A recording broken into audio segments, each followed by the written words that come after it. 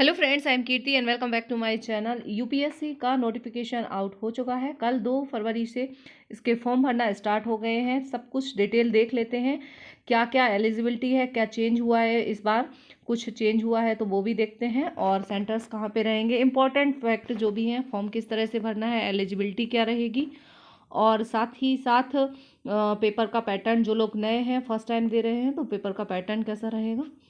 सबसे पहले तो हमें देखना है कि ऑनलाइन इस अप्लाई करना है, हाउ टू अप्लाई। तो ये यूपीएससी की ऑफिशियल वेबसाइट जो है उस पर जाके आप ऑनलाइन फॉर्म भरेंगे, और लास्ट डेट जो है वो है 22 फरवरी। 22 फरवरी लास्ट डेट है। शाम को 6 बजे तक फॉर्म भरा जा सकता है, और ग्रेजुएट जो हैं वो एलिजिबल हैं इसके लिए। सिंपल ग्रेजुएशन चाहिए। पेपर का पैटर्न देख लेते हैं, कौन कौन सा पेपर का पैटर्न क्या रहेगा।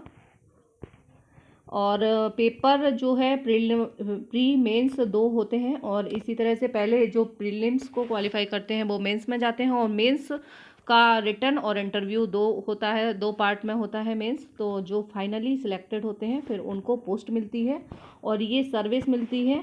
ये सर्विस दी गई है। 2 फरवरी से फॉर्म भरना स्टार्ट हो गए हैं और 22 फरवरी तक आप इसको भर सकते हैं। IAS टोटल ये 34 पोस्ट हैं जिनके लिए ये एग्ज़ाम कंडक्ट होती है। Indian administrative service, IAS, IFS, IPS, IPS, Indian police service, Indian foreign service, Indian audit and account service group A, Indian civil account service group A. तो group ए की all India level की ये 3 service होती है, IAS, IPS और IFS। इनके अलावा group A की ये पोस्ट हैं, इनमें से कोई भी आपको मिल सकती है। जिस तरह से आपके मार्क्स आते हैं, रैंक बनती है, उस हिसाब से आपको ये अलॉट हो जाते हैं। और जो लोग पहली बार दे रहे हैं वो लोग अच्छे से तैयारी कीजिए, अभी टाइम है, आप तैयारी कर सकते हैं यदि आपकी तैयारी नहीं है तो। और गाइडेंस चैनल पे आपको मिल जाएगा, नोट्स वगैरह भी मिल जाएंगे, काफ़ी स्टडी मटेरियल है। और जो लोग इंदौर में हैं, ऑफलाइन कोचिंग लेना चाहते हैं वो भी ले सकते हैं, कांटेक्ट कर सकते हैं। टोटल 34 ये वैकेंसी है, 861 अप्रॉक्सीमेट 861 वैकेंसी है, जिनमें which include 34 vacancy reserve for person with benchmark disability. ठीक है, तो इसमें 34 वैकेंसी रिजर्व रखी गई हैं। उसके अलावा ये कुछ डिटेल्स हैं जो आप देख सकते हैं, जो वैकेंसी रिजर्व है उनकी क्या क्राइटेरिया है। और इसका ये नोटिफिकेशन का पूरा डिटेल्ड मैं अपने टेलीग्राम ग्रुप में डाल दूंगी PDF, तो आप वहाँ से अच्छे से चेक कर लीजिए। सिलेबस भी अच्छे से उसमें दिया है, कुछ चेंज तो नहीं हुआ है, वैसे चेंज नहीं हुआ है, मैंने चेकआउट कर लिया है, एक बार आप खुद भी देख सकते हैं क्या क्या आपको पढ़ना है। सिलेबस के अकॉर्डिंग पढ़ाई करना है तो पढ़ना आसान हो जाता है, वैसे तो काफ़ी बहुत सारा पढ़ने का मटेरियल रहता है। ये हैं सेंटर्स कहाँ कहाँ पे रहेंगे, तो MP के सेंटर्स हैं ग्वालियर, जबलपुर, भोपाल, ठीक है, और इंदौर। और आप जिस स्टेट से हैं वो आप देख सकते हैं, क्योंकि सेंटर्स में कुछ थोड़ा बहुत चेंज हुआ है, पहले कम रहते थे, अब ज़्यादा शहरों में होने लगे हैं प्रीलिम्स का। और एग्ज़ाम का प्लान ऑफ एग्जामिनेशन कैसे रहेगा तो ये देख लेते हैं। पहले के अकॉर्डिंग ही है, कोई भी चेंज नहीं हुआ है, जैसा होता है UPSC का एग्ज़ाम, ठीक है, वही है। और एलिजिबिलिटी कंडीशन कौन कौन सी है ये देख लीजिए। A citizen of India simple है, a citizen of Nepal, a subject of Nepal, और अ सब्जेक्ट ऑफ भूटान और Taiwan refugee who came over and India before 1 January 1962। तो ये है, इनमें से तो वैसे ज़्यादातर आप लोग सब इंडिया के ही है, तो आपको देखने की ज़रूरत नहीं है। एज लिमिट जो है वो दी गई है 21 साल, 21 years, and must not have attend at the age of 32 years. 32 से ज़्यादा नहीं होना चाहिए। और काउंट जो होती है वो 1 अगस्त से काउंट होती है, ठीक है, 1 अगस्त 2022 से आपको काउंट करना है, तक आप 21 और 32 के बीच में होना चाहिए, ठीक है। उसके अलावा एज लिमिट में जो रिलैक्सेशन है, जो रिजर्व कैटेगरीज वाले हैं वो अपना देख सकते हैं। इस तरीके से रिजर्वेशन का है इसका डिटेल, और भी आप बहुत अच्छे से इसको बाद में भी पढ़ सकते हैं। इसका PDF टेलीग्राम ग्रुप में डाल देंगे, वहाँ से आप पढ़ सकते हैं। फॉर्म भर दीजिए जिसको भरना है। और सिर्फ ग्रेजुएशन, मिनिमम एजुकेशनल क्वालिफिकेशंस जो हैं वो आपको ग्रेजुएशन ही चाहिए है। एक बार नोटिफिकेशन बहुत अच्छे से पढ़ना चाहिए फॉर्म भरने के पहले, जिससे आपको कोई भी गलती ना हो फॉर्म भरने में। और आप देख लेते हैं, ये मेडिकल एंड फिजिकल स्टैंडर्ड्स हैं, वो बाद में देखे जाते हैं। अभी आपका कुछ भी चेक नहीं होता है, जब आप सिलेक्ट होते हैं उसके बाद होता है। अप्लाई करना है फॉर्म ऑनलाइन, ठीक है। और प्रीलिम्स और मेंस दोनों का इसमें सिलेबस भी दिया है, तो वो भी आप अच्छे से चेक कर सकते हैं, ठीक है। ऑप्शनल होता है, जीएस के पेपर भी होते हैं मेंस में, और मेंस में एक सब्जेक्ट ऑप्शनल भी होता है, तो आप कोई भी अपना एक सब्जेक्ट सिलेक्ट कर सकते हैं जो भी आपका है। अगर आपने तैयारी की है तो ठीक है, नहीं की है तो कोई बात नहीं। प्रीलिम्स में कोई भी ऑप्शन नहीं होता है, सिर्फ जीएस पेपर 1 और जीएस पेपर 2 सीसेट का होता है। 2 पेपर होते हैं प्रीलिम्स में। ये आप देख सकते हैं, थोड़ा सा डिटेल है, ये है plan of examination. The civil preliminary exam objective type की होगी, ठीक है। और मेंस एग्जाम जो है रिटन होगा, पहले ही आपको बता चुके हैं।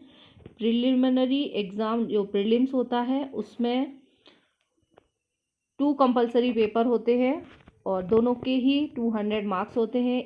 2 पेपर होंगे, ठीक है। जीएस पेपर 1 200 नंबर का होगा, जीएस पेपर 2 ये भी 200 नंबर का होगा। और द सेकेंड पेपर जो होता है वो क्वालिफाइंग होता है, ठीक है। 33% आपको लाना होता है। और question paper will be set both in Hindi and English, दोनों में ही रहेंगे, हिंदी और इंग्लिश दोनों में रहेगा, ठीक है। Details of the syllabus are indicated in part A of section 3, तो वो भी देख लेते हैं क्या है। ये मेंस का है, प्रीलिम्स हो जाएगा आपका जीएस का पेपर और फिर सीसेट का पेपर दोनों। और सीसेट सिर्फ क्वालिफाइंग रहेगा। जब आप प्रीलिम्स में सेलेक्ट हो जाएंगे तो फिर आपको मेंस देना रहेगा। मेंस रिटन होगा। रिटन के पेपर ये होते हैं 3, हिंदी और इंग्लिश। जो हमारी इंडियन कॉन्स्टिट्यूशन की 8th शेड्यूल में जो लैंग्वेजेस हैं उनमें से कोई भी एक आप सिलेक्ट कर सकते हैं। जो हिंदी लेना चाहें, हिंदी के अलावा भी जो भी लैंग्वेज 8वीं अनुसूची में दी गई है 8th शेड्यूल में, उनमें से कोई भी आप एक सिलेक्ट कर सकते हैं। तो 300 नंबर का मेंस का पेपर होता है। पेपर बी इंग्लिश का भी 300 नंबर का होता है, ठीक है। और फिर एक निबंध का पेपर होता है, ऐसे पेपर होता है 250 मार्क्स का, 250 नंबर का। और GS paper 1, GS paper 2, GS paper 3, GS paper 4 और 5, ठीक है। ये पेपर होते हैं 250 नंबर के सारे। उसके बाद होता है जनरल स्टडीज पेपर 6, एथिक्स का होता है, ठीक है। तो हिंदी का हो गया, इंग्लिश का हो गया, निबंध का पेपर हो गया, और जीएस पेपर के ये पूरे जीएस पेपर 1। तो हिस्ट्री, ज्योग्राफी, गवर्नमेंट्स, पॉलिटी आएगी, और साइंस जीएस पेपर 3 में आएगा। टेक्नोलॉजी और 5 में आएगा एथिक्स, इंटीग्रिटी एंड एप्टीट्यूड, ठीक है, जो हमारा एथिक्स का पेपर होता है। और फिर जीएस पेपर 6 जो होता है वो ऑप्शनल रहते हैं, जो भी आप सिलेक्ट करेंगे उसके 2 पेपर होंगे 250 नंबर के रिटन में। तो टोटल जो मेंस रिटन होता है वो 1750 नंबर का होता है, और 275 नंबर का आपका इंटरव्यू होता है। 275 मार्क्स का इंटरव्यू रहेगा। तो ग्रैंड टोटल जो बनता है, टोटल पूरी यूपीएससी की एग्ज़ाम जो होती है वो 2025 नंबर की होती है। 2025 नंबर में से हमें लाना है। और यदि आपको टॉपर्स में आना है, टॉप 10 में आना है, थोड़ा दिक्कत रहती है हिंदी मीडियम वालों को, क्योंकि नोट्स नहीं मिल पाते हैं, दिक्कत। लेकिन नोट्स की अब दिक्कत नहीं है। एनसीईआरटी की जो बुक्स हैं उनको अच्छे से पढ़िए, और जो पैटर्न है वो अब समझ में आ गया है। मेंस जब आएगा तो मेंस के मॉडल आंसर्स भी आप लोगों को ला के दूंगी कि किस तरीके से आपको आंसर्स देना है। अभी पूरा फोकस हमारा प्रीलिम्स पे होना है, क्योंकि प्रीलिम्स अब एग्ज़ाम होगी। और ये लैंग्वेजेस हैं जो आप हिंदी के अलावा सेलेक्ट कर सकते हैं, ठीक है, पेपर के लिए जो आपका मेंस का पेपर होता है। तो एक हमें पहले पता होना चाहिए, पूरा नोटिफिकेशन इसीलिए पढ़ा जाता है कि सिर्फ प्री नहीं देना है, प्री के अलावा भी मेंस देना है, इंटरव्यू देना है। और ये मेंस के सब्जेक्ट है। मेंस में ऑप्शनल जो सब्जेक्ट सेलेक्ट करना है, पहले 2 होते थे लेकिन अब एक ही पेपर होता है। तो ये इसमें से कोई भी एक आप सब्जेक्ट सेलेक्ट कर सकते हैं, ठीक है। जो भी आप ग्रेजुएशन में रखा है वो भी कर सकते हैं। और आपका ग्रेजुएशन में यदि आप नहीं कवर कर पा रहे हैं, वो वाला सब्जेक्ट टफ लगता है, तो दूसरा सब्जेक्ट भी ले सकते हैं। ठीक है, हिंदी मीडियम वालों को हिंदी साहित्य बोला जाता है, हिंदी साहित्य, सोशियोलॉजी या लोक प्रशासन, 3 में से कोई एक अच्छा सब्जेक्ट माना जाता है, ले सकते हैं आप हिंदी मीडियम वाले हैं तो।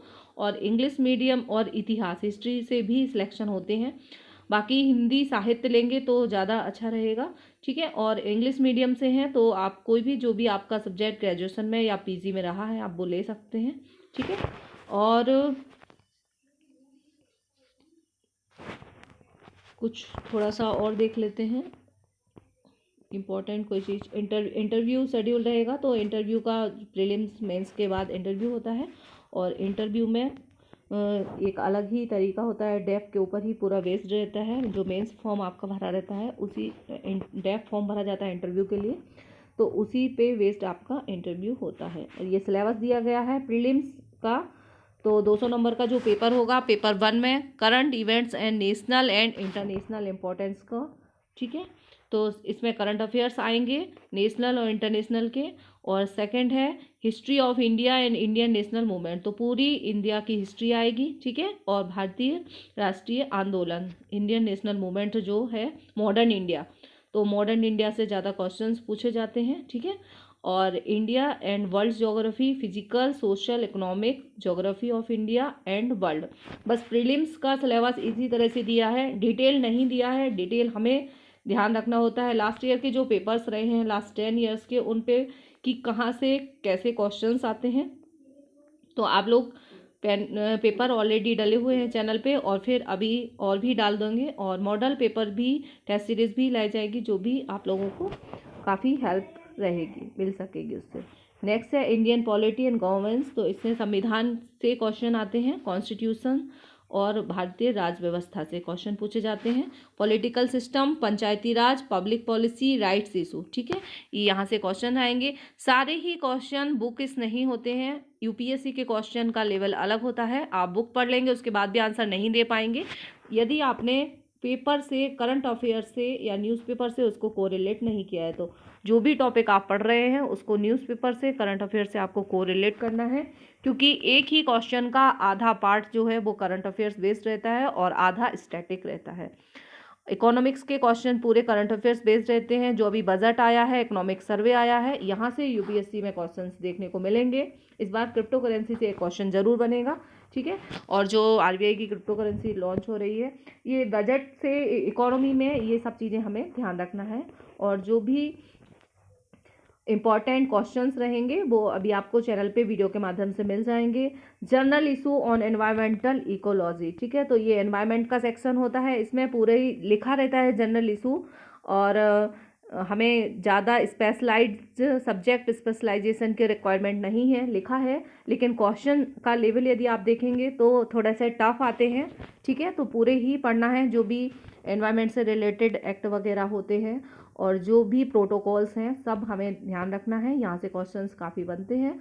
ठीक है, और जनरल साइंस के क्वेश्चन रहेंगे, तो साइंस के क्वेश्चन टफ नहीं आते हैं, जनरल ही आते हैं जैसा लिखा हुआ है। ठीक है, आपको कोई ज़्यादा नहीं पढ़ना है, सिर्फ 11-12 की जो एनसीईआरटी है 6 to 12 की, तो 6 to 8 तो ज़्यादा नहीं पढ़ना है, बट 11-12 की एनसीईआरटी अगर आप बहुत अच्छे से कवर करते हैं तो यूपीएससी के क्वेश्चन का लेवल बहुत अच्छे से आप कर सकते हैं, सॉल्व कर सकते हैं। सेकेंड पेपर जो सीसेट का होता है उसमें सिलेबस है कॉम्प्रिहेंसन, तो कॉम्प्रिहेंसन से काफ़ी आते हैं पेपर, आपको चैनल पे मिल जाएगा। अभी फिर से पिछले साल का पेपर भी डला हुआ है, आप देख सकते हैं। ठीक है, जो पेपर हुआ था कैसा पेपर आता है, एक बार आप चैनल पे जाके सर्च करेंगे तो आपको मिल जाएगा। Logical reasoning, analytical reasoning, decision making and problem solving. ठीक है, तो मैथ्स का, और मैथ, रीजनिंग और इंटरपर्सनल स्किल, कम्युनिकेशन और कॉम्प्रिहेंशन, यहाँ से सीसेट में क्वेश्चंस बनते हैं। ठीक है, डिसीजन मेकिंग के आते हैं इस तरीके से कि यदि आप किसी आयोग के अध्यक्ष हैं या कुछ हैं और आपके सामने कोई समस्या आ जाती है तो आप उसको कैसे सॉल्व करेंगे। ये क्वेश्चन काफ़ी अच्छे रहते हैं, स्कोरिंग रहते हैं, यहाँ से आप अपने क्वेश्चंस ठीक कर सकते हैं। जनरल मेंटल एबिलिटी मैथ्स के क्वेश्चंस रहते हैं, प्रॉफिट लॉस, परसेंटेज, ट्यूब, कुछ सेक्शंस रहते हैं जहाँ से इम्पोर्टेंट यदि आप कवर कर लेते हैं तो सीसेट क्वालिफाई आराम से किया जा सकता है। मेन रहता है जीएस पेपर 1, तो वहाँ पे आपको ज़्यादा फोकस करना है। 10th लेवल तक की मैथ्स पूछी जाती है, ज़्यादा मैथ्स नहीं आती है। तो यदि आप 6, 7, 8, 9 के अच्छे से आपने की है तो अब तक तो आप भूल ही चुके होंगे, तो एक बार फिर से आपको रिवाइज करनी होगी, ठीक है। यदि आपने मैथ 10th तक की अच्छे से लगाई है तो आप यूपीएससी के पेपर भी सॉल्व कर सकते हैं, सिर्फ आपको प्रैक्टिस करनी रहेगी, ठीक है।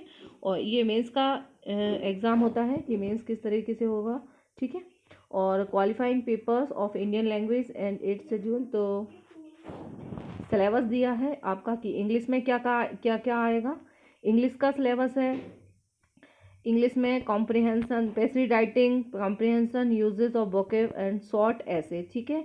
यहाँ से क्वेश्चंस आते हैं। और इंडियन लैंग्वेज जो होता है वो भी इसी तरह से आएगा जो आपका हिंदी का पेपर होगा, उसमें भी पैसिव राइटिंग आएगी, वोकेब आएगा, निबंध आएगा और कॉम्प्रिहेंशन आएगा। तो इस तरीके से पेपर आता है। आप सारे ही पेपर चैनल पे डले हुए हैं, पिछले साल के किस तरह से पूछे गए हैं प्रीलिम्स मेंस आप देख सकते हैं, ठीक है। और यदि कोई डाउट है तो कमेंट बॉक्स में कमेंट करके पूछ सकते हैं। इसका पूरा ये पीडीएफ जो है वो टेलीग्राम ग्रुप से आप चेक कर सकते हैं, एक बार फिर से फॉर्म भरने के पहले अच्छे से भर लीजिए। Take care, all the best, आप सक्सेस हो। मिलते हैं नेक्स्ट वीडियो के साथ।